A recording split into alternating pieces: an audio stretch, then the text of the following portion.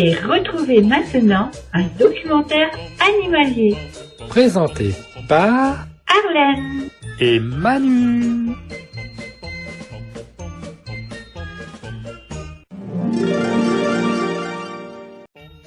Un virus du tabac retrouvé chez les abeilles.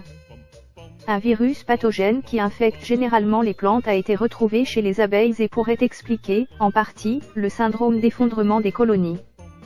Lors d'une campagne de dépistage systématique de virus chez des abeilles, des chercheurs chinois et américains ont repéré un virus qui affecte normalement les plantes de tabac présents dans de nombreux insectes. Il est également pathogène chez les abeilles et pourrait expliquer, en partie, le déclin mondial des populations d'hyménoptères. C'est le virus des taches en anneaux du tabac ou TRSV qui a été identifié chez les abeilles.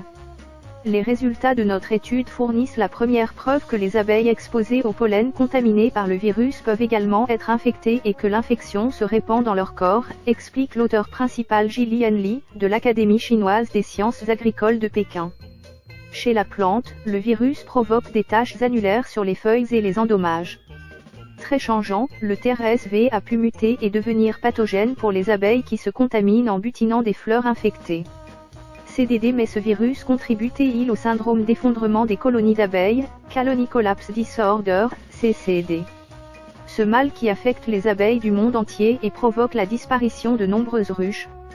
Pour le savoir, les scientifiques ont étudié des colonies en plein essor et d'autres en déclin. Ils ont constaté que le virus était plus présent dans les colonies frappées par le CDD. Cependant, d'autres virus, déjà connus, ont également été signalés chez ces abeilles. La prévalence croissante du TRSV en conjonction avec d'autres virus de l'abeille est associée à une diminution progressive des populations et soutient l'idée que les infections virales ont un impact négatif significatif sur la survie de la colonie, estiment les chercheurs dans la revue MBio. Reine. Il démontre aussi que le virus peut se transmettre au sein de la ruche d'individu en individu jusqu'à la reine. Quand celle-ci est porteuse du TRSV, elle se met alors à pondre des œufs infectés. Les chercheurs appellent à une surveillance accrue de ce virus et à d'autres études pour déterminer son rôle dans le syndrome d'effondrement des colonies. D'autres facteurs ont été associés au CDD, notamment les pesticides et certains parasites.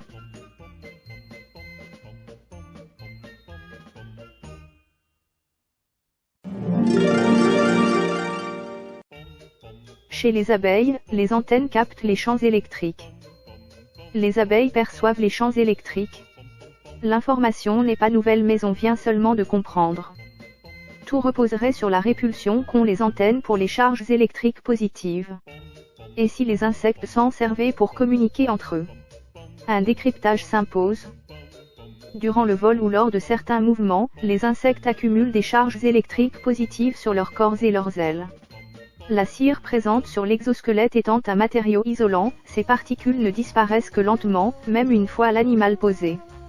De ce fait, les abeilles, en tant qu'insectes, émettent en permanence un champ électrique durant leurs déplacements aériens ou dans les quelques instants qui suivent leur atterrissage. Il est depuis longtemps supposé que ce champ électrique doit aider certaines particules, comme le pollen, à adhérer au corps des pollinisateurs lorsqu'ils se posent sur une fleur. Le champ électrique de cette dernière est d'ailleurs modifié par ce contact, ce que peuvent percevoir d'autres insectes en mal de nourriture, comme les bourdons. Ils accourent alors vers le végétal en espérant trouver quelques restes laissés par leurs prédécesseurs. Randolph Menzel de l'Université libre de Berlin, Allemagne, vient d'identifier, en compagnie de plusieurs collaborateurs, les mécanismes en jeu chez les abeilles. Tout est lié aux antennes et à leur répulsion pour les charges positives. Des antennes électrosensibles chez les abeilles. 3 expériences ont été menées dans une salle dépourvue de perturbations électromagnétiques extérieures. Les champs émis par des abeilles chargées, tension de 0 à 450 volts, ont des composants de basse et de haute fréquence. Pour commencer, ils ont été reproduits sur une baguette qui a ensuite été approchée de butineuses. Dans tous les cas, leurs antennes se sont mises à fléchir passivement à l'arrivée de l'objet.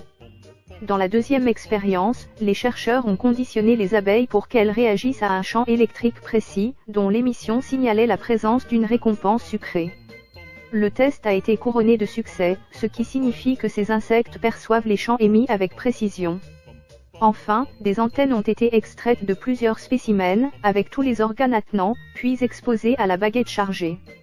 Cette dernière les a de nouveau fait fléchir, provoquant la mise en mouvement des cellules sensorielles ciliées, ou mécanorécepteurs, d'après des mesures réalisées avec un vibromètre laser. Ces cellules sont observables dans l'organe de Johnson, qui se situe lui-même à la base des appendices. Des électrodes placées sur les axones partant de cet organe ont bien enregistré l'émission d'un flux nerveux en présence d'un champ électrique. Leurs intensités respectives sont même liées. Ce mécanisme a été présenté dans les Proceedings of the Royal Society B. Selon les auteurs, les abeilles pourraient l'exploiter pour dialoguer par champs électriques interposés. Ce nouveau mode de communication expliquerait comment elles se transmettent des informations dans l'obscurité, notamment lorsqu'elles réalisent leur danse indiquant la position d'une source de nourriture. Il reste maintenant à le prouver.